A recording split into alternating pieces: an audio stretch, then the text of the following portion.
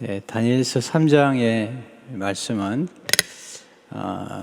굉장한 놀라운 스토리죠. 우리들에게 감동을 주고 또 우리로 하여금 거듭 방문하게 만드는, 묵상하게 만드는 소중한 말씀인 것을 보게 됩니다. 다니엘서에서 가장 중요하게 보는 게 뭘까? 지난번에 우리가 에레미야서를 묵상했지만 성경 전체에서 가장 중요하게 여기는 것, 이제 그걸 찾아내는 게 중요하거든요. 그것은 예배죠. 하나님이 가장 소중히 여기시는 것은 참된 예배입니다. 결국 다니엘서는 누구를 예배하느냐, 우상이냐, 아니면 왕이냐, 아니면 하나님이시냐라는 것입니다. 처음부터 다니엘서는 그렇게 시작을 하죠. 다니엘과 세 친구가 우상에게 바쳐진 음식을 먹지 않은 걸로 결정을 하죠. 오늘 본문은 이제 느부갓네살 왕이 자기가 만든 신상 앞에 절하게 하고, 절하지 아니하면 풀무불에 넣겠다는 것입니다. 13절을 보시면 느부갓네살 왕이 노하고 분하여 신상 앞에 절하지 않은 사드락과 메삭과 아벳느고를 이제 끌어오라 하고 말하며 드디어 그 사람들을 왕이 앞으로 끌어온지라. 14절 느부갓네살이 그들에게 물으려되 사드락 메삭 아벳느고야, 내가 내 신을 섬기지 아니하며 내가 세운 금 신상에게 절하지 아니한다 하니 사실이냐. 15절 이제라도 내가 준비하였다가 나팔과 피리와 수금과 사면금과 양금과 생향과 및 모든 왁기 소리를 들을 때 내가 만든 신상 앞에 엎드려 절하면 좋거니와 내가 만일 절하지 아니하면 즉시 너희를 맹렬히 타는 풀무불 가운데 던져 넣을 것이니 능히 너희를 내 손에서 건져낼 신이 누구이느냐 하니. 선택이죠. 왕이 만든 신상 앞에 절할 것인지 아니면 절하지 아니하고 참되신 하나님만 예배할 것인지, 선택의 기로에 있는 것입니다. 근데 이런 과정에서 지금 그 느부갓네살 왕이 보여주는 것은 굉장한 분노죠. 분노, 화가 나 있어요. 근데 여기서 우리가 잘 봐야 될 게 뭐냐면 지금 영적 전쟁이거든요. 누구를 예배하느냐, 누구를 경배하느냐라고 할 때 이 사탄이 하나님을 모방하는 거예요. 하나님을 모방하는 데 천재예요, 천재. 지금 이 왕이 그 금신상 앞에 만들어 놓고 어떤 종류의 사람들에게 경배를 받냐면 다니엘서 3장 4절 6절에 보면 선포하는 자가 크게 외치려되 백성들과 나라들과 각 언어로 말하는 자들아. 보세요. 백성과 나라와 각 언어, 그 방언이죠. 너희 무리에게 명하시나니 너희는 나팔과 피리와 수금과 사면금과 양금과 생향과 및 모든 악기 소리를 들을 때에 엎드려 느부갓네살 왕이 세운 금신상에게 절하라. 누구든지 엎드려 절하지 아니하는 자는 즉시 맹렬히 타는 풀무불에 던져 넣으리라 하였더라. 자, 이게 이제 지금 사탄이 경배를 받고 싶은 거죠. 근데 그냥 경배를 받는 게 아니라 백성들과 나라들과 언어로 말하는 자들에게 경배를 받으려는 거죠. 자, 이것은 이제 요한계시록 7장에 보면 어린 양 예수님이 경배를 받는 모습이에요. 이 모습을 지금 모방하는 거예요. 요한계시록 7장 9절 10절에 보면 이후에 내가 보니 각 나라와 족속과 백성과 방언에서 아무도 능히 셀 수 없는 큰 무리가 나와 흰 옷을 입고 손에 종려가지를 들고 보좌 앞과 어린 양 앞에 서서 큰 소리로 외치르되 구원하심이 보좌에 앉으신 우리 하나님과 어린 양에게 있도다 하니. 요한계시록은 예배의 절정을 보여주는 거잖아요. 근데 이 요한계시록의 예배의 하나의 모습을 지금 이 느부갓네살 왕이 모방을 하는 거예요. 그러니까 삼위일체 하나님의 모습을 모방하는 것이 이제 요한계시록 나오거든요. 사탄도 삼위일체로 역사를 합니다. 그런데 이 하나님 앞에 참되신 우리 어린 양께 예비하는 이 모습을 사탄이 하는 거죠. 그래서 이 느부갓네살 왕 뒤에는 악한 영이 역사를 하는데, 이 악한 사탄이 이제 경배를 받고 싶은데 나라와 족속과 백성과 방언으로부터 경배를 받고 싶은 거죠. 네, 이게 이제 굉장히 중요한 이슈예요. 네, 이제 이런 다니엘서의 역사는 지금도 계속되고 있는 거예요. 누구에게 경배할 것인가? 이 세상 정부는 굉장한 파워를 가지고 있어요. 지금도 이 팬데믹 시대에 이 세상 정부가 가지고 있는 파워를 가지고 예배를 드리는 일에 지금 도전을 하고 있는 거거든요.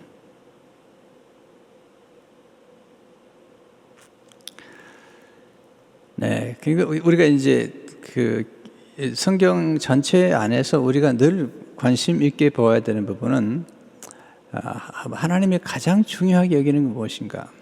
그 이제 하나님을 경배하는 거고, 예레미야에서도 계속 보면 포로로 끌려갈 수밖에 없는 이스라엘 민족의 형태는 우상을 섬긴 거거든요. 다른 신에게 경배한 거죠. 근데 지금 다니엘서에 보면 이제 우상에게 경배하지 아니하는 사람이 등장하죠. 다니엘과 세 친구가 등장하는데, 오늘 특별히 사드락과 메삭과 아벳느고 이 세 청년의 스토리가 굉장히 놀라운 스토리죠. 하나님은 이 스토리를 굉장히 좋아하셔요. 그리고 하나님은 이 스토리를 성경에 담아두시고, 아마 할리우드에서 영화를 만드는 사람들이 성경을 보고 배운다는 거예요. 성경 안에 이 드라마에 필요한 모든 요소가 담겨 있는 거죠. 오늘도 그래요. 굉장한 스토리가 이 속에 담겨 있고 굉장히 드라마틱하죠. 하나님은 이 드라마틱한 스토리를 굉장히 좋아하시는 분이세요. 왜냐하면 이 드라마 속에 하나님의 역사가 있기 때문인 것입니다. 자, 우리가 배우는 첫 번째 중요한 교훈은, 하나님은 예배를 소중히 여기실 뿐만 아니라 예배를 잘 드리는 사람들에게 하나님의 눈길이 머물고 있다는 거예요. 권력자가 아닙니다. 지금 하나님의 관심은 느부갓네살 왕이 아니에요. 하나님의 관심은 하나님을 예비하는 사드락과 메삭과 아벳느고를 보시고 있는 거죠. 하나님이 감동을 받는 거죠. 어떻게 가능할까? 이게 중요한 질문이죠. 어떻게? 우리가 만약에 이런 상황에 처해 있다면 왕의 이 분노와 그리고 얼굴빛이 바뀌는 19절에 보게 되면 왕의 얼굴빛이 바뀌었거든요. 19절 한번 띄워보실래요? 느부갓네살의 분이 가득하여 사드락과 메삭과 아벳느고를 향하여 얼굴빛을 바꾸고, 네, 분이 가득했어요. 이 왕의 분노가 무섭잖아요. 왕의 권세를 알잖아요. 근데 얼굴빛이 바꾸고 지금 엄하게 사드락과 메삭과 아벳느고를 지금 위협하는 것입니다. 삶과 죽음의 기로에 놓여 있는 거죠. 근데 이제 거절하잖아요. 어떻게 이게 가능할까? 정말. 여기서 이제 우리가 배우는, 다니엘서에서 배우는 가장 중요한 메시지 두 번째는, 하나님을 아는 백성은 용명을 바란다는 것입니다. 하나님을 아는 백성은 강하여 용명을 바라는 것이죠.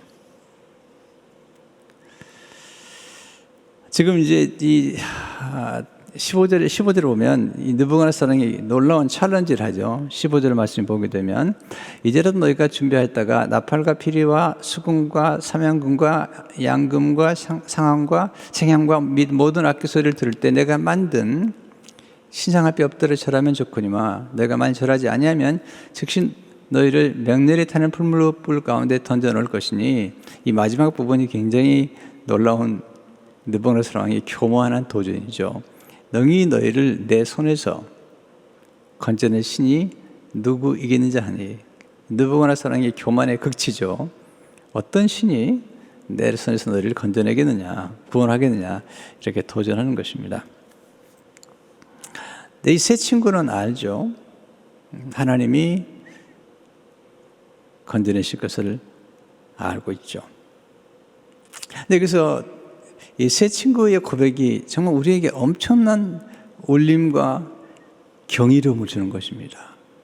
네. 성경은 하나님께 예배를 드리는데 헌신한 사람들의 이야기가 적혀 있고요. 잘못된 예배를 드린 사람들의 모습이 또한 적혀 있죠. 그래서 우리가 그럼 좋은 모범을 따라가도록 하는 것인데, 성경에 기록된 인물들을 보면 보면 세상적으로 대단한 업적을 남긴 사람들은 아닌데 예배에 충실한 사람들이죠. 바벨탑 사건을 보면 장 11장에서 잘못된 예배를 드리는 거죠. 자기 이름을 내고 스스로가 하늘 꼭대기에 올라가려고 하는, 그때 하나님께서 하나님의 이름을 높이는 사람 하나를 찾죠. 아브라함이죠.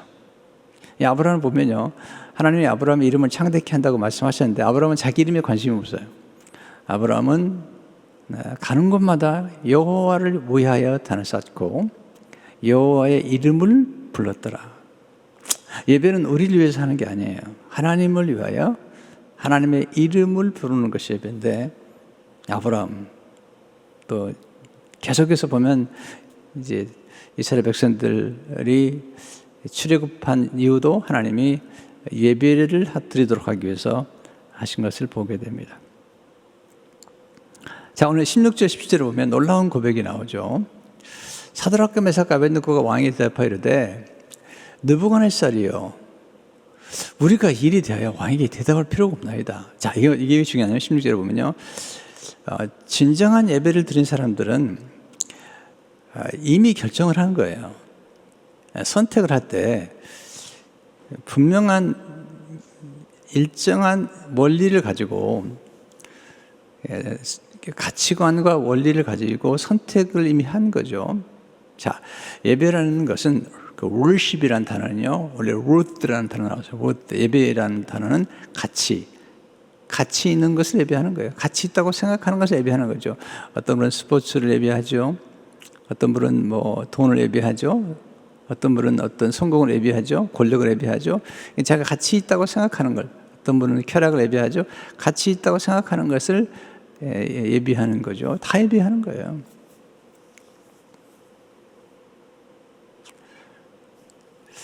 분명하게 우리 생각 가운데 어떤 부분들은 주저함이 없는 결정을 이루어야 돼요.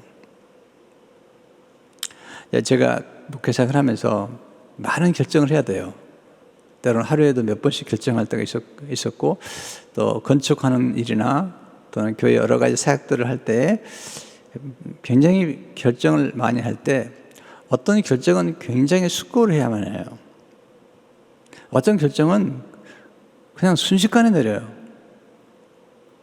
왜? 이미 마음속에 이런 결정은 내가 하지 않는다고 마음을 결정했기 때문이에요. 그 결정이 성경의 원리를 따라 이미 제가 배우고 터득한 거예요. 주저함이 없어요. 어떤 결정은 이렇게 그레이한 에어리가 있어가지고 이렇게 선택하는 중에 이쪽을 선택해도 되고 저쪽을 선택해도 되는 그런 게 있는가 하면 어떤 선택은 절대로 안 하는 거예요. 그래서 결정이 빨라요. 일은 많이 하지만 결정이 빠르기 때문에 곧 올바른 일을 올바르게 하는 쪽으로 이미 마음이 많이 훈련이 됐기 때문에 어떤 이야기가 들으면 그냥 쉽게 결정을 해요. 왜? 지금 이 사드락과 메삭과 아벳느고가 지금 그렇게 하고 있는 것입니다. 왕이 대답할 필요도 없다는 거예요. 왕이 지금 우리가 믿는 하나님에게 도전하는데, 그리고 절하지 않으면 푸른 불에 집어넣겠다는데 인물이 결정했습니다. 우리는 절하지 않습니다. 자, 우리가 그렇기 때문에 항상 우리 마음속에 정확한 분별력을 키우게 되면 노 할 수 있는 힘이 있어야 돼요. 네, 어린아이가 배워야 될 첫 번째 언어가 노긴 하지만 또 계속 배워야 될 언어 중 하나가 노예요. 노. 이 노라는 단어는 굉장한 힘을 가지고 있는 것입니다. 예수도 중요한 힘을 가지고 있지만 우리가 노 할 수 있는 힘, 그건 아니에요. 전 그건 안 할 거예요. 아니, 이미 안 하도록 결정한 사람이에요. 네, 지금 여기서 나오죠. 예수 믿기도 사탄이 와서 유혹을 할 때 예수님 노 하시잖아요. 이 노의 파워가 굉장히 강한 것입니다. 그럼 어떻게 이 사드락과 메삭과 아벳느고는 이런 결정을 쉽게 할 수 있었을까? 물론 쉬운 건 아니죠. 우리가 볼 때는 굉장한 일이죠. 근데 이 세 사람에게는 미리 결정한 일이 있는 거죠. 그러니까 다니엘의 경우도 보면 뜻을 정했다. 이게 다니엘서 1장에 나오는 첫 번째 메시지. 다니엘이 뜻을 정하고 또 다니엘과 세 친구가 뜻을 정하고 왕이 준 진미를 먹지 않겠다는 거죠. 이 뜻을 정한다는 거야. 방향을 선택하는 것이 중요한데 뜻을 딱 정하면 그 다음에 흔들림이 없습니다. 어떻게? 첫째로 하나님의 능력을 알고 믿을 때 용명을 바라게 되죠. 하나님의 능력을 알고 믿을 때 맹렬히 타는 풀무 가운데서 능히 건져내시겠고, 하나님은 건져낼 수 있는 분이라는 거예요. 맹렬히 타는 풀무 가운데 건져낼 수 있는 분이 하나님이시라는 겁니다. 하나님의 능력을 알고 믿었던 것입니다. 근데 더 놀라운 게 있습니다. 그러니까 지금 이 사람들은 하나님을 경험적으로 아는 거예요. 이론적으로 아는 것이 아니라 벌써 다니엘서 1장부터 2장에 들어가서 느부갓네살이 꿈을 꿀 때 꿈을 꾸고 꿈을 기억하지 못했을 때 다니엘과 세 친구가 기도하죠. 꿈을 알아내죠. 하나님 은밀한 가운데 꿈을 알게 하시는데 다니엘이 하나님 찬양하면서 고백을 하죠. 왕을 세우기도 하시고 폐하시는 하나님. 네. 그러니까 하나님이 이 왕을 세우고 폐하기도 하시는 그 하나님, 느부갓네살 왕보다 더 높으신 하나님의 명령, 그 말씀, 율법을 십계명을 그들은 지키기로 결정을 한 거거든요. 지식이 중요하죠. 또 경험적으로 아는 지식이 중요한 것입니다. 두 번째는 대단히 중요한 건데요. 이건 정말 대단한 거죠. 조건 없는 사랑이 우리를 영맹스럽게 만드는 것입니다. 이 18절의 말씀은 정말 우리에게 울림으로 주는 거예요. 18절의 말씀 보시면 그렇게 아니하실지라도 왕이요, 우리가 왕의 신들을 섬기지도 아니하고 왕의 세우신 금순 신상에게 절하지도 아니할 줄을 아옵소서. 그렇게 아니하실지라도, 옛날에 성경 보면 그리 아니하실지라도, 하나님은 우리를 푸른 불에서 건드릴 수 있는 능력이 있는 분이십니다. 그러나 어떤 이유에서든지 혹시 하나님께서 그렇게 아니하시더라도 우리는 금신상 앞에 절하지 않습니다.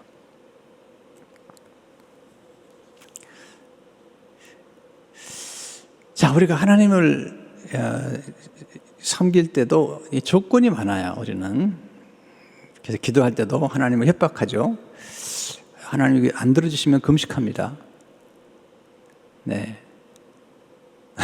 또 금식해도 안 되면 하나님 이렇게 여러 가지 조건이 많잖아요. 근데 진정한 사랑과 헌신에는 조건이 없습니다. 물론 이게 이제 약간 애매한 부분이 있긴 하지만 사랑은 주고받는 거기 때문에 사랑은 주기만 해도 안 되고 받기만 해도 안 돼요. 사랑은 주고받는 관계 속에 있는 거죠. 근데 사실은 하나님이 세 친구에게, 다니엘의 세 친구 사드락과 메삭과 아벳느고에게 사랑을 부어주셨어요. 이미 그들은 하나님의 사랑을 경험한 거죠. 포로로 끌려왔는데 그들을 세우신 그 하나님의 사랑과 은혜를 그들은 알고 있는 거죠. 그래서 그 사랑에 보답하는 거거든요.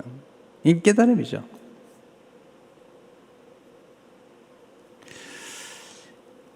여러분, 선물이라는 건 중요한 건데요. 우리가 선물은 굉장히 중요해요. 그래서 선물을 또 받는 것도 중요해요. 또 선물을 받았을 때 그 선물에 대한 감사와 감동을 하는 것도 중요해요. 이 선물이라는 게 쉽게 오는 게 아니거든요. 진정한 감사는 이 사소한 것처럼 느껴지는 그 삶의 어떤 것들을 보면서 느끼면서 경이로움을 표할 수 있는 것. 아브라함 호셀이 사소함 속에 놀람이 담겨 있다. 사소함 속에 하나님의 신비가 담겨 있고 일상의 사소함 속에 wonder, 놀람이 담겨 있다. 이 경이로움이 우리를 감사를 이끈다는 거예요. 정말 놀라웠죠. 조금만 이렇게 눈을 뜨면 세상은 경이로움으로 가득 차는 거예요. 네, 지난 화요일인가요? 교회 생사를 했죠. 포럼을 했는데 그때 이제 오신 손님들을 위해서 그 꽃을 이렇게 데코레이션을 잘 했어요. 이제 손님들 가신 다음에 이제 준비하신 분들이 그 꽃 하나를 제 방에 갖다 놓으셨어요. 그래서 시간을 내서 꽃들을 보기 시작했어요. 여러 종류의 꽃이 있었어요. 저는 꽃의 이름을 잘 모르지만 장미도 있었고요. 그리고 수북 같은 것도 있었고요. 몇 가지를 보는데 너무 놀라운 거예요. 너무 경이로운 거예요. 어떻게 이런 색깔을, 어떻게 이런 모양을, 누가, 사람이? 사람은 그렇게 할 수 없어요. 너무 놀라운 거예요. 제가 아는 집사님이 그 딸이 니꼴이라고 제 그 둘째 딸하고 잘 알아요. 이번에 쌍둥이를 낳았어요. 제가 이제 기도해 드렸거든요. 그래서 어머니가 보내왔어요. 목사님, 쌍둥이가 태어났다고. 쌍둥이가 태어났는데 그 모습을 사진을 보내드리는데 너무 경이로운 거예요. 어떻게 한 몸에서 쌍둥이가 나왔을까? 더욱 경이로운 것은 일란성 쌍둥이인 거예요. 네. 태어났는데 쌍둥이인데 남자와 여자애가 태어나는 거예요. 또 너무 다른 거예요. 자, 보세요. 이게 경이로운 게 많은 거예요. 또 사람들을 보면 너무 또 경이로워요. 우리는 다른 것을 틀리다고 그러지만 다른 것을 경이롭게 좀 보세요. 너무 재밌는 거예요. 우리 목회자들도 보면 다 달라요. 그래서 한 분 이렇게 관찰해 보면요. 너무 재밌는 거예요. 이게 재밌을 뿐 아니라 너무 경이로웠습니다.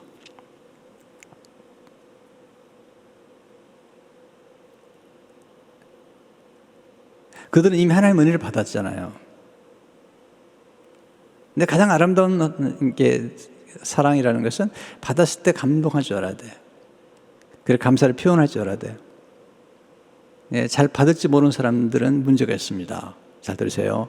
잘 받을 줄 아는 사람이 또 줄 줄도 압니다. 계속 주기만 하는 사람들은 문제가 있습니다. 계속 줌으로써 뭔가를 제가 코디펜던스 하게 되는 거예요. 그럴 수밖에 없는 뭐가 있는 거예요. 그렇게 함으로써 보세요. 진정한 사랑은 주고받는 사랑이죠. 하나님도 우리를 사랑하실 뿐만 아니라 하나님도 우리가 하나님을 예배하고 찬송하고 헌신할 때 좋아하시는 거예요.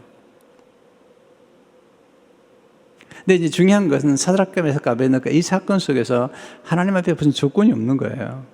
그리 아니하실지라도 라는 거예요. 왜? 하나님을 사랑하기 때문에. 여러분 누군가를 사랑해 보세요. 정말 사랑해 보세요. 조건이 있을까요? 물론 인간이기 때문에 뭐 어느 정도 기대할 수 있지 모르지만 우리 자녀들을 키우면서 적군을 키우셨어요? 저는 그런 적이 없거든요. 우리들이 잘 커가지고 이렇게 나한테 해주고 이런 거 그 기대 별로 안 했거든요. 지금도 안 하고 있거든요.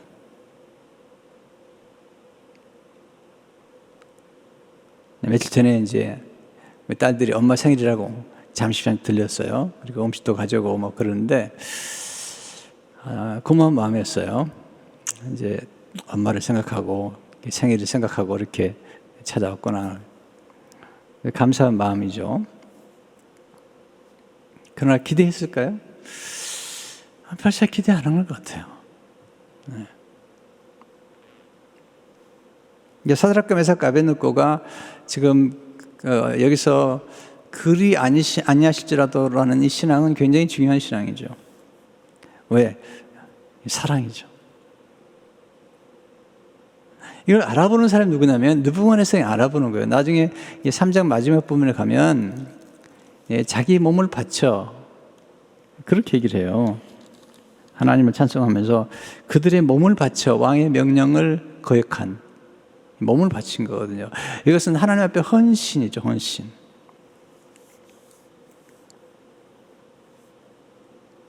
근데 이제 놀라운 거예요. 이게 이제 순수한 사랑인데요. 우리가 누군가를 섬길 때도 그냥 순수하게 섬기는 거죠. 그럴 때 나중에 하나님이 축복하실 때는 복리로 축복한다는 거예요. 이게 이제 C.S. 루이스가 한 얘기죠. 이게 약간 아주 이게 애매해요. 우리 마음속에는 또 뭔가 심었으면 거두고 싶은 마음이 있는데 하나님 분명히 거두게 하시긴 하지만 그러나 그때 얼마나 조금 더 순수할 수 있겠느냐 이게 이제 중요한데 조건은 사랑으로 이렇게 영명스러워졌다. 세 번째는 뭐냐면 이 초월 신앙이 우리를 담대하게 만들죠. 자, 신앙은 두 가지가 있습니다. 하나는 표적 신앙이 있습니다. 표적 신앙은 우리가 막 기도하면 기도 응답이 되고 그리고 막 기적이 나타나고 이게 표적 신앙입니다. 표적 신앙이 필요해요. 표적 신앙을 통해서 우리 하나님도 깊이 알아갈 수 있으니까. 하나님이 어떨 때 우리 신앙의 여정에서 표적을 잘 안 드러낼 시대가 있습니다. 고난을 통과하게 만들고 또 실패하게 만들고 그리고 거절당하게 만들고 패배하게 만들고 버림받게 만들고 철저하게. 그때 하나님이 보고 싶은 게 뭐냐면 초월신앙입니다. 초월신앙. 초월신앙은 뭐냐면 기적이 없어도 어제 우리 송혜진 전사님이 히브리서의 말씀 인용하셨는데 히브리서 말씀에 보면은 기적이 많이 나타나잖아요. 근데 기적 없이 그냥 믿음으로 죽은 사람들이 많아요. 그러니까 히브리서 마지막 부분은 전반부는 주로 표적 신앙이죠. 그러나 후반부에 가면은 주로 초월 신앙입니다. 하나님의 기적을 일으켜주지 않으셔도 믿음을 지켰던 사람들의 스토리죠. 하나님이 이제 우리 신앙을 테스트할 때가 있죠. 기적을 일으켜주시기도 하지만, 전 지금도 기적을 믿어요. 또 기적을 믿고 신앙생활 했어요. 근데 어떤 때는 하나님께서 철저하게 그냥 그런 표적보다는 초월 신앙을 갖도록 권면하시는 거죠. 전 기도 응답을 믿어요. 그러나 이렇게 얘기하셨어요. 그리 아니하실지라도. 기적을 일으키지 않으실지라도. 여기서 초월이 나타나잖아요. 여러분, 닉 부이치가 이 두 팔도 없고 두 다리도 없잖아요. 근데 하나님이 기도를 그렇게 열심히 했는데 두 팔이 나타나지도 않았고 두 다리가. 그런데 하나님을 믿었더니 그 안에서 나중에는 서핑도 하죠, 수영도 하죠, 다이빙도 하죠. 수많은 사람들을 살리는 거예요. 잔 에릭슨 하다가 그렇게도 했잖아요. 그런데 몸은 똑같은데 그에게 천사 같은 남편을 붙여주잖아요. 수많은 사람들을 구원하잖아요. 이게 그리 아니하실지라도 정말 감동적인 신앙이죠. 무엇이 이들로 하여금 이렇게 담대하게 했을까? 네 번째, 공동체적인 믿음이에요. 다니엘과 세 친구예요. 혼자의 믿음은 약할 수 있는데 이게 더불어 신앙생활을 하는 거예요. 이게 교회가 중요한 거예요. 교회라는 공동체가 우리의 신앙에 불을 붙여주고 우리의 믿음을 키워주는 것이죠. Grow faith. 우리의 믿음을 키워주는 것이에요. 또 강하게 해주는 것이죠. strengthen하게 해주고 increase하게 해주고 또 grow하게 해주는 것이 교회 공동체죠. 아무래도 혼자는 힘들어요. 제 신앙도 보면 공동체 안에서 제 멘토들과 또 우리 동역자들과 또 제 가족들과 또 저희 어머니의 기도하는 것을 보면서 믿음으로 기도하시고 응답받는 걸 보면서 제가 자랐거든요. 공동체가 그렇게 중요한 거예요. 저는 목회가 뭘까라는 생각을 할 때마다 요즘은 그렇죠. 목회는 공동체를 세우는 것이다. 또 공동체를 세우기 위해서 제가 교회 지도자로서 일하는 거예요. 왜? 공동체에서 중요한 것은 문화죠. 어떤 문화를 만들어갈 것이냐. 어제 제가 잠깐 설교했지만 문화, culture라는 단어의 어원은 cultivate, 경작하다. 거기서 문화가 왔습니다. 제가 목회하는 여정에서 어려움도 겪었지만 그러나 하나님 은혜로 제가 시작했던 교회, 로고스 교회하고 또 지금 세상 비전 교회는 처음부터 컬처를 만들었어요. 그게 뭐냐면 서로 존중하는 컬처, 또 서로 사랑하고 섬기는 컬처. 직분이 중요하지만 너무 직분에 연연하지 않은 컬처. 그리고 직분자들은 그 직분의 목적이 허세를 부리거나 세도를 부리는 게 아니라 섬기는 컬처. 이게 중요하잖아요. 그리고 공을 서로 돌리는 컬처. 이렇게. 저희 교회는 그러잖아요. 저는 장로님들을 자꾸 세워드리려고 그러면 장로님들은 저보고 수고했다고 그러는데 이런 게 중요한 컬처죠. 공동체 안에서 어떤 컬처를 만들어가느냐. 저희 교회는 비난하거나 비판하지 않아요. 웬만하면 다 넘어가요. 아주 중요하지 않으면 다 넘어가는 거예요. 이렇게. 그래서 우리가 재직기 동안에, 공동회 동안에 한 번도 지나간 10일 동안에 큰 소리가 나온 적이 없어요. 그리고 아주 빨리 끝날 뿐만 아니라 그 재직회나 공동회의는 하나님이 주신 은혜에 대한 감사의 모임이에요. 뭘 따지기 위해서 모이는지 않아요. 그런 적이 한 번도 없어요. 왜? 이것은 컬처죠. 저는 사역보고는 하나님이 하신 일들을 높여드리는 그게 재직회의 목표고 공동회의 목표예요. 하나님이 이렇게 1년 동안에 우리에게 은혜를 주셨습니다 라는 거죠. 물론 신중한 숙고는 운영위원회에서 다 해요. 그래서 장로님들하고 숙고를 많이 하죠. 그러나 우리가 사람들이 모인 자리에 있을 때 그 모임 안에서 참석한 분들이 은혜를 받아야 돼요. 그래서 다른 교회에서 오신 분들이 놀래요. 우리 교회에서 나중에 이제 집사님이 돼가지고 재직히 들어오거나 공동에 들어오면 너무 놀래요. 그냥 너무 평화롭기 때문에. 이것은 이제 공동체 문화를 만들어가는 거죠. 자, 우리가 이렇게 이 세 사람에게서 배우는 것들이 많아요. 조금만 묵상해 보면요, 이 세 사람이 어떻게 이렇게 담대할 수 있는 건 혼자는 아니에요. 세 사람이에요. 그래서 교회 공동체를 아주 소중히 여겨야 돼요. 또 가정 공동체 안에서 이게 서로 믿음으로 살아가는 것들이 얼마나 아름다운지 몰라요. 강호철 선교사님 이번에 우리가 만났고 서명호 선교사님도 만났는데 이분들 결혼은요 연애 결혼이 아닙니다. 오은춘 목사님도 마찬가지입니다. 연애 결혼한 게 아니고 멘토가 기도하는 중에 짝을 지어주는 겁니다. 근데 짝을 지어주는 목표가 뭐냐면 제자를 삼는 가정을 세우기 위해서. 지금 변희관 목사님이 키운 제자들이 100명이 넘습니다. 선교지에 나가 있기도 많이 나가 있고요. 놀라운 사실은 제자 삼는 목표를 위해서 짝을 지어줬는데 이 부부들이 모두 행복한 거예요. 한 부부도 헤어진 적이 없는 거예요. 목사님 맞죠? 네. 목사님은 잘 골라주셨더라고요. 그 사모님을.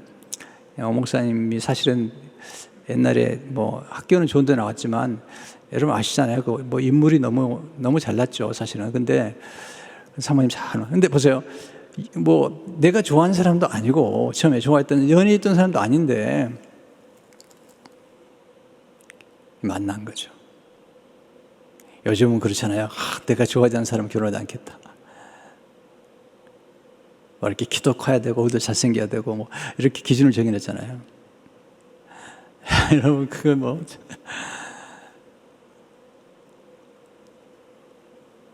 저는 그 세계로 선교 공동체에 변희관 목사님이 훌륭하시고 사모님 훌륭할 뿐 아니라 그 제자들도 훌륭해요. 순종을 했어요. 여러분 다른 건 모르지만 결혼의 순종이라는 것은 정말 대단한 순종이라는 생각이 들어요. 근데 요즘 순종을 잘 안 하더라고요.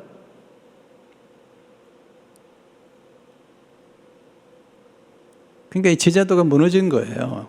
지금은 뭐 부목사님들에게도 이렇게 하라 그러면 잘 안 하는 분들이 많으세요. 뭐 우리 교회 목사님은 잘 하시지만 우리 부목사 담임 목사에게 대들고 막 그러잖아요. 이건 무너진 거죠.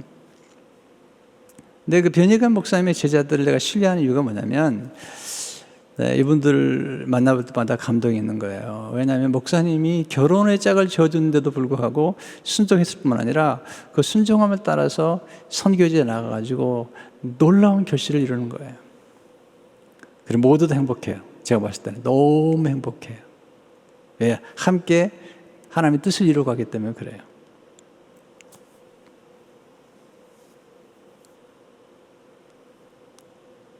공동체 참 중요한 겁니다.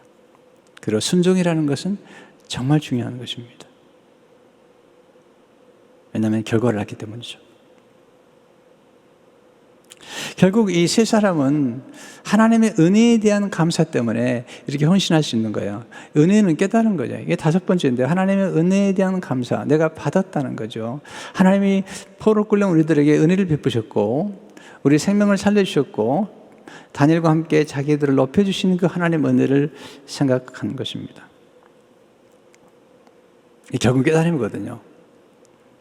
감사한다는 사람들을 보면 정말 깨달은 분들이 감사를 하는 거예요.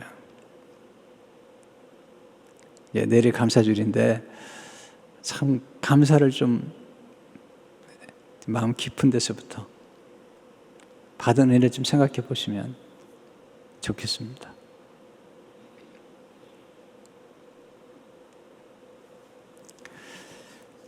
자, 첫 번째는 하나님은 예배를 소중히 여기는 거고요. 두 번째는 하나님을 아는 사람이 영명을 바라고요. 세 번째는 배울 게 많아요. 하나님은 그를 사랑하는 자들에게 고난의 풀물을 허락한다는 거예요. 고난의 풀물을. 사랑하면 고난의 풀물에 안 넣어야 되잖아요. 근데 고난의 풀물 속에 집어넣는 거죠. 이게 그리 아니하실지라고 신앙이 고백을 했으면 거기서 끝내주셔야 되는데 안 끝내주시고 7배나 더 뜨거운 풀물에 집어넣으시는 거죠. 심지어는 그들을 결박했던 사람, 결박해서 풀물에 집어넣으려고 하는 사람들이 불에 타 죽을 만큼 뜨거워. 이게 이제 영화나 드라마에서의 하나의 클라이막스에 속하는 거예요. 이게 위기의 절정으로 몰아가는 거예요. 여기서 하나님의 드라마가, 놀라운 드라마가 나타나는 거죠. 그렇게 했더니 끝났다. 그렇지 않아요. 6장도 보면 다니엘이 하나님께 감사했더니 사자굴에 들어가는 거예요. 사자굴에 안 들어가면 죽겠죠. 그럼 드라마가 안 되는 거예요. 하나님의 드라마는 그렇게 역사하지 않아요. 하나님의 드라마가 일하시는 것은 풀무불 아닌지 풀무불 밖에 아니에요. 저도 생애를 돌이켜보면 제가 풀무불에 들어갔던 경험들이 여러 번 있는데 거기서 어떻게 반응하느냐 중요한 거죠. 자, 19절 보세요. 누구나 사람이 분이 가득하여 사드락과 메삭과 아벳네고를 향하여 얼굴빛을 바꾸고 명령을 이르되 그 풀무불을 뜨겁게 하기를 평소보다 7배나 뜨겁게 하라 하고.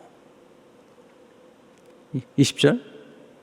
군대중 용사 몇 사람에게 명령하여 사드락과 메삭과 아벳느고를 결박하여 극렬히 타는 풀물 가운데 던지라 하니라. 자, 이게 이제 점점 하나님의 스토리가 놀라우게. 자, 7배가 더 뜨거워졌죠? 거기다가 결박을 했죠. 네. 21절. 그러자 그 사람들을 겉옷과 속옷과 모자와 다른 옷을 입은 채 결박하여 맹렬히 타는 풀물 가운데 던졌더라. 22절. 왕의 명령이 엄하고 풀무불이 심히 뜨거우므로 불꽃이 사드락과 메삭과 아벳느고를 붙든 사람을 태워 죽였고 이 세 사람 사드락과 메삭과 아벳느고는 결박된 채 맹렬히 타는 풀무불 가운데 떨어졌더라. 자, 이거 보세요. 이게 대단히 중요한 메시지예요. 하나님이 지금 더 뜨거운 풀물에 집어넣어 버리는 거죠. 떨어뜨렸어요. 이게 중요한 겁니다. 떨어지는 게 중요한 거예요. 하나님 위에서 아래 떨어뜨렸어요. 이게 어떻게 반응하는지 중요한 거예요. 이사야 48장 10절을 보면 보라 내가 너를 연단하였으나 은처럼 하지 아니하고 너를 고난의 풀무불에서 택하느라. 고난의 풀무불에서 택하는 거죠. 그리고 떨어뜨린 거죠. 하나님이 일하신 거냐? 풀무 밖에 아니에요. 풀무불 안에 들어갔더니 인간의 소망이 끝난 자리에 하나님의 소망이 시작된 거예요.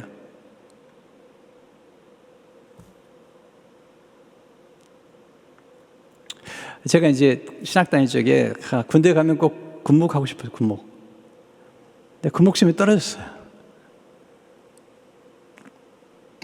너무 궁금한 거잖아요. 하나님 군대 가서 군목해가지고 그 3년 동안에 이게 좀 섬기고 싶은데 떨어졌어요. 이렇게.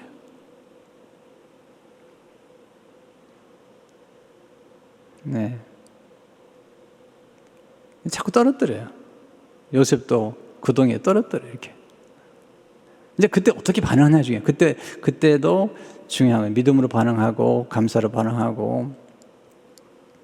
저도 인생에 떨어진 경험들 여러 번 했잖아요. 아시잖아요, 여러분들이. 바닥을 치고.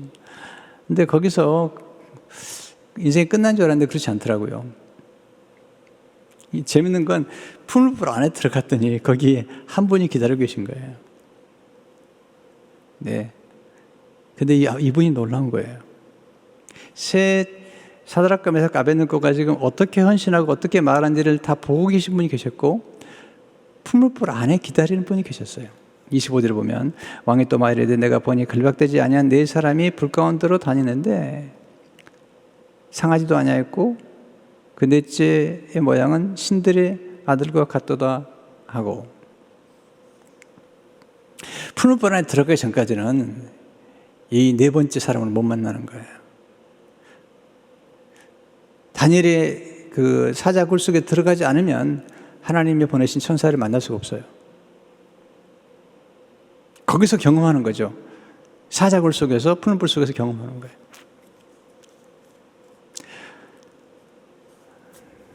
시간이 다 됐어요. 네. 제가 새벽 기도를 이렇게 인도하는데 제가 좀 경험하는 건 뭐냐면 새벽 기도를 끝나고 이제 다시 올릴 때 제로에서 시작하는데 하루 만에 보통은 300, 400, 500명이 보는 걸 보았어요. 왜 이렇게 보나 그랬더니 보니까 목사님들이 보세요. 어제도 한 분 목사님이 저한테 얘기하시더라고요. 목사님 토요일 새벽 설교 늘 듣습니다. 또 워싱턴에 계신 목사님도 목사님 새벽 설교 늘 듣습니다. 또 시애틀에 있는 목사님도 제 새벽 설교 꼭 들어요. 궁금하나 봐요. 왜냐하면 생명의 삶을 가지고 설교를 하는 목사님들이 대부분인데 요즘은 많은 분들이 그래서 제 설교를 들어보면서 본인들이 한 설교와 비교를 해보는 것 같기도 하고 그래요. 약간 책임감을 느껴요. 토요일 새벽 좀 길긴 하지만. 자, 여기서 우리가 이제 결론 부분을 보면 하나님께서 결국은 건져내시잖아요. 느부갓네살이 놀래요. 네, 이렇게 고백해요. 28절에 보면 느부갓네살이 말해 이르되 사드락과 메삭과 아벳느고의 하나님을 찬송할지로다. 그가 그의 천사를 보내사 자기를 의뢰하고 그들의 몸을 바쳐 왕의 명령을 거역하고 그 하나님 밖에는 다른 신을 섬기지 아니하여 그에게 절하지 아니한 종들을 구원하셨도다. 그리고 마지막 절에 이렇게 나오죠. 왕이 드디어 사드락과 메삭과 아벳느고를 바벨론 지방에서 더욱 높이니라. 프로모티드. 떨어진 것만큼 높이 세우시고요. 헌신한 만큼 축복하셨고 견딘 만큼 사용하셨어요. 자, 그런데 이 풀물불보다 7배나 뜨거운 풀보다 더 무서운 풀물불이 하나 있어요. 십자가입니다. 풀물불보다 7배나 뜨거운 더 무서운 풀물보다 십자가가 더 뜨거운 거죠. 근데 하나님이 이 세 사드락과 메삭과 아벳느고는 구출하셨는데 이 십자가에 매달린 예수님을 구출하지 않으세요. 죽게 하세요. 이 세 사람 죽지 않았습니다. 예수님 십자가에 죽으시고 그리고 풀무불을 통과하신 다음에 사흘 만에 부활하시죠. 그래서 하나님이 예수님을 지극히 높여주시죠. 이게 고난의 신비고 역설의 신비고 역전의 신비예요.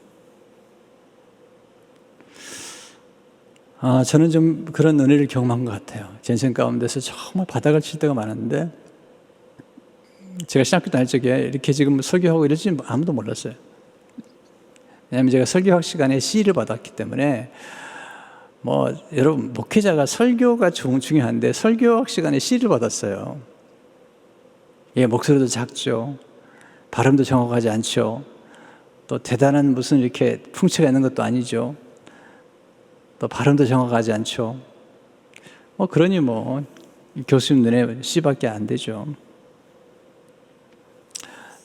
근데 하나님이 참 이렇게 축복하셔서 이렇게 말씀을 전하는데 그때 저에게 C를 주셨던 교수님이 박승은 교수님이신데 이분 아주 좋은 분이에요. 제가 존경하는 분이세요. 나중에는 이제 제가 한국에 나가 설교할 때마다 찾아오셔서 설교를 들으시고 또 같이 식사도 하시고 그러신 분인데 그 은사 제가 참 존경하는 분이신데 그분이 그러시더라고요. 내가 어떻게 C를 줬지? 그러시더라고요. 네. 스토리는 끝나기 전까지 끝난 게 아니죠. 아직 모르는 거죠. 네, 바닥에 떨어지는 경험들, 정말 고난의 풍물을 통과한 경험들, 목회자로서 정말 혹독한 시련들을 겪었는데 그때는 끝나는 줄 알았는데 그게 끝이 아니더라고요. 보니까 풀무불 안에 기다리는 분이 계셨고 또 기다리는 분들이 계셨어요. 하나님의 예비하신 놀라운 일들을 경험을 했습니다. 우리 주님은 십자가에서 고난받으실 때 하나님이 내려오시지 않으셨어요. 그래서 우리가 십자가를 볼 때마다 감동이 있는 거예요. 십자가는 사소한 나무예요, 나무. 근데 거기에 우리는 지금 경이로움을 보는 것입니다. 하나님의 wonder, 하나님의 놀라우심을 보는 거죠. 네, 아브라함 허셀이 말한 것처럼 말로 표현할 수 없는 어떤 것, 우리 머리로 이해할 수 없는 어떤 것, 이걸 그는 신비다, 경이로움이다 하고 얘기하고 있어요. 여러분, 제가 감성서신 여러분을 보내는데요. 여러분, 제가 신비다, 역설이다 이런 말을 참 많이 써요. 왠지 아세요? 네, 말로 표현할 수 없는 게 너무 많아요. 네, 우리 이성으로 이해할 수 있는 게 많아요. 예술과 철학과 이 믿음의 세계는요, 직관이에요, 직관. 내가 이성을 뛰어넘는 어떤 직관이 임하는 거예요. 이걸 영감이라고 그러죠. 직관이나 영감이라고 그러는데 이것은 하나님, 언제 일어나는가? 우리가 뭔가를 보거나 생각할 때 느끼는 경이로움. 와, 이런 거죠. 네, 이게 우리로 하여금 감사로 가게 만드는. 전 성경을 이렇게 묵상하다 보면요, 앉아서 묵상하다 보면요, 너무나 많은 경험을 해요. 그래서 와의 경험이 많아요. 이렇게 경험하고 경탄하게 되면 잊어버리질 않아요. 제가 이렇게 설교 준비하고 메모를 하지만 이렇게 원고를 안 보는 건 아니지만 거의 다 외우는 이유가 뭐냐면 너무 감동을 해서 그래. 너무 은혜를 받아가지고 그냥 이걸 무슨 이게 머리에서 나온 것보다도 경탄했기 때문에 이렇게 설교를 할 수가 있죠. 성도 여러분, 표적신앙 가져도 돼요. 또 여러분 표적 많이 경험했을 거예요. 특별히 신앙의 초기에는요, 더 많은 기도응답이 있어요. 근데 우리 신앙이 깊어질수록 하나님이 숨으세요. 그래서 기도응답도 좀 더디하시고 또 기도응답도 늦게 하실 때가 많아요. 또 어떤 절정의 경험에 우리를 떨어뜨리시기도 하고, 근데 떨어뜨린 다음에는 반드시 놀라운 수익 상승을 해요.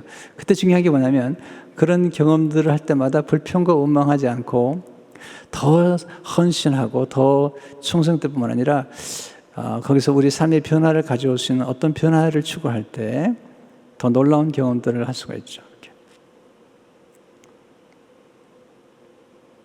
겸손이 중요한 거죠. 순종이 중요한 거죠. 네. 오늘 또 우리가 정말 묵상할 건 십자가죠. 이 주인공은 사드락과 메삭과 아벳느고도 아니고 이 주인공은 느부갓네살도 아니죠. 주인공은 사드락과 메삭과 아벳느고에게 이렇게 헌신할 수 있도록 역사하신 하나님.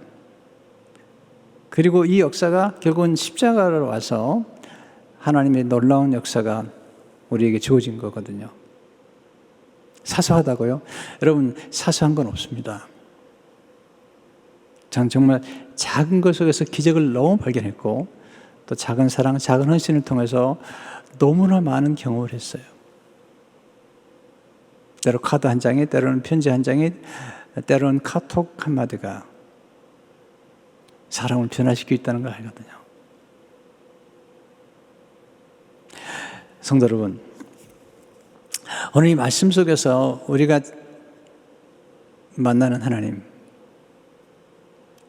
우리를 풀무불 가운데 넣으시지만 미리 기다리고 계신 하나님, 이걸 팀 켈러나 여러 사람들은 얘기하죠. 성육신 하기 전에 예수님이 내려오신 것이다.